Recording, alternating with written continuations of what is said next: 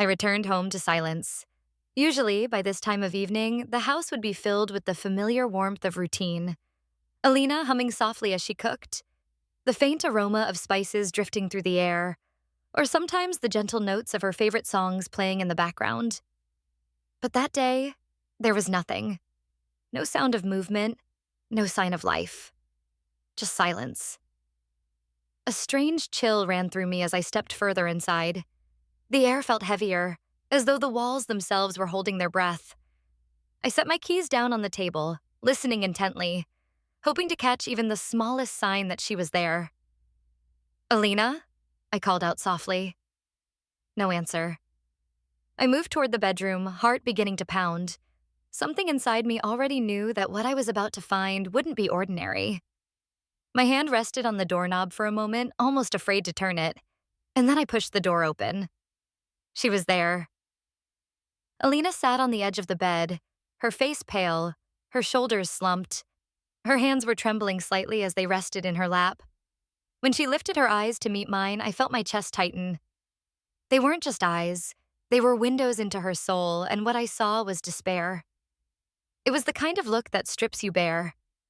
The kind that makes your heart ache because you realize the person you love is carrying a weight too heavy for them alone. I rushed forward, kneeling in front of her. "Alina, what happened? Are you okay?" My voice cracked with fear. She tried to speak, but the words caught in her throat. A tear slid down her cheek, and then another. Finally, in a voice barely louder than a whisper, she said, "I don't know how much longer I can keep pretending." The words hit me like a blow. Pretending? Pretending about what? I asked, my hands gently holding hers. Her lips trembled. That I'm strong. That I don't feel the cracks inside me. That everything is fine when it's not.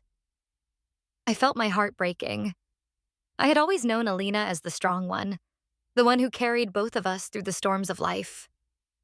But here she was, unraveling before me, and I realized how blind I had been. She shook her head as if ashamed. "I didn't want to burden you. You work so hard. You carry so much already. I thought I could handle it, but it's been eating me alive." Her voice broke into sobs.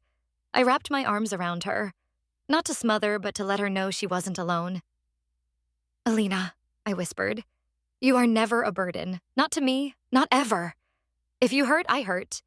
If you carry something, let me carry it with you."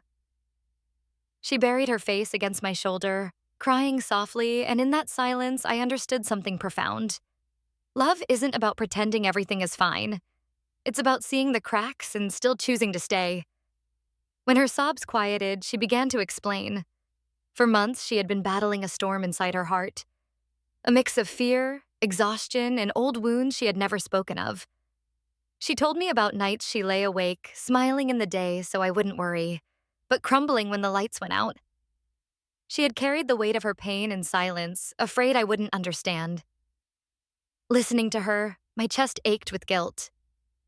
How many times had I asked her how she was, only to accept her polite, "I'm fine"? How many times had I missed the shadows behind her smile? I held her hands tighter. "Alina, you don't have to face this alone anymore. We are a team. Whatever storm you're facing, I'll stand in it with you." She looked at me through tear-streaked cheeks, eyes full of fragile hope. "Do you really mean that?" I cupped her face gently, meeting her gaze with all the honesty in me. "I mean every word. You are my heart, Alina. And if your heart is breaking, then mine breaks too. But together, we can mend it." That evening became the start of a different kind of journey for us. One built not on the illusion of perfection, but on the rawness of truth. The days that followed were not easy. Some nights she cried without words.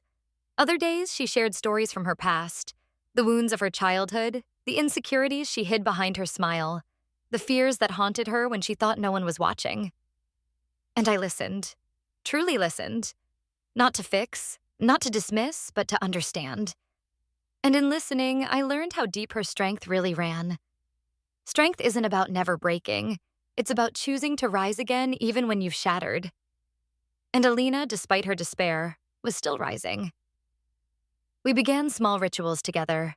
Every evening after dinner, we would sit with a candle lit between us and talk.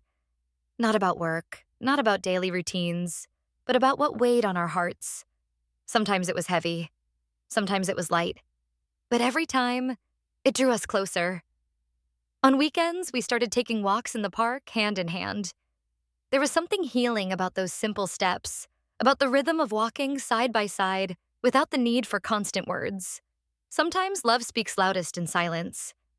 Slowly, I saw the despair in her eyes begin to fade, replaced by a softer light. Hope, trust, love. One evening, months later, as we sat on the porch watching the sunset, she turned to me with tears. Not of despair this time, but of gratitude. "You saved me," she whispered.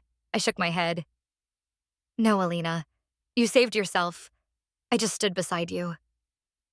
She smiled, the kind of smile that reaches the soul, and laid her head on my shoulder. "Either way," she said softly, "you reminded me I wasn't alone, and that's what I needed most."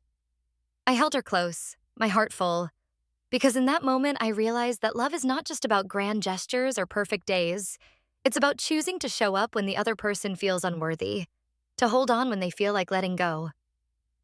The silence I had returned home to that day had terrified me, but now looking back, I understood it differently.